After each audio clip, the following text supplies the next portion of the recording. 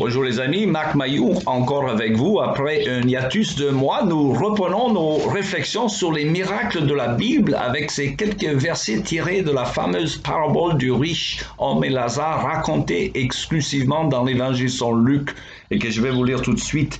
Il y avait un homme riche, toujours vêtu d'habits coûteux et raffinés. Sa vie n'était que chaque jour festin, plaisir. Un pauvre nommé Lazare se tenait couché devant le portail de sa villa, et le corps couvert de plaies purulentes. Il avait bien voulu se calmer sa faim avec les miettes qui tombaient de la table du riche, et les chiens même venaient lécher les plaies.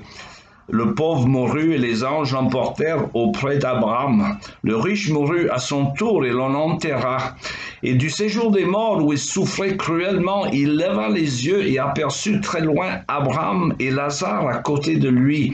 Et alors il s'écria, « Abraham, mon père, aie pitié de moi, envoie donc Lazare qu'il trempe le bout de son doigt dans l'eau et me rafraîchisse la langue, car je souffre horriblement dans ces flammes. » Mais Abraham lui répondit, « Mon fils, souviens-toi de combien de bonnes choses tu as joui pendant ta vie, tandis que Lazare n'a connu que des malheurs. À présent, ici, c'est lui qui est consolé, tandis que toi, tu es dans les tourments. De plus, il y a maintenant un immense abîme entre nous et vous, et même si l'on voulait, on ne pourrait ni le franchir pour aller d'ici vers vous, ni le traverser pour venir de chez vous ici. Et dans ce cas-là, dit le riche, je t'en conjure, Père, envoie au moins Lazare dans la maison de mon Père, car j'ai 5 frères qui les avertissent pour qu'ils n'aboutissent pas eux aussi dans ce lieu de tourment. Tes frères ont les écrits de Moïse et les prophètes, lui répondit Abraham, qui les écoute.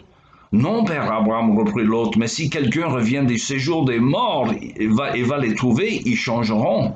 Mais Abraham répliqua, si ils n'écoutent ni Moïse ni les prophètes, ils ne se laisseront pas davantage convaincre par un mort revenant à la vie.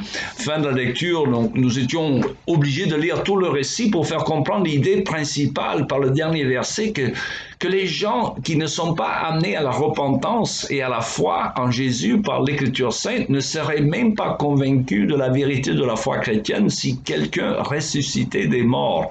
Alors une preuve est fournie dans l'Évangile selon Jean, où le Seigneur Jésus fait ressortir du tombeau son ami Lazare, ne pas confondre avec l'homme du même nom de la parabole que nous venons de lire. Jésus ressuscite l'autre Lazare devant des centaines de témoins dont certaines parviennent à la foi en lui et dont d'autres s'endurcissent au point de comploter même le mort de Lazare, comme nous dit l'Évangile selon Jean.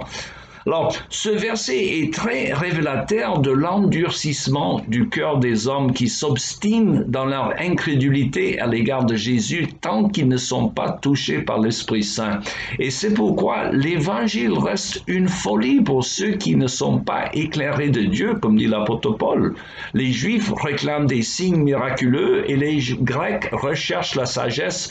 Nous prêchons Christ mis en croix. Les Juifs crient au scandale, les Grecs à l'absurdité, mais pour tous ceux que Dieu a appelés, qu'ils soient juifs ou grecs, ce Christ que nous prêchons manifeste la puissance et la sagesse de Dieu.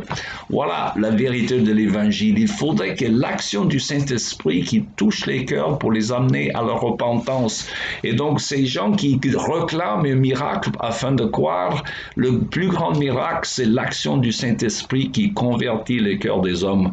Et j'espère que vous faites partie de ces gens-là. Il ne reste qu'à vous souhaiter une bonne journée et à la prochaine.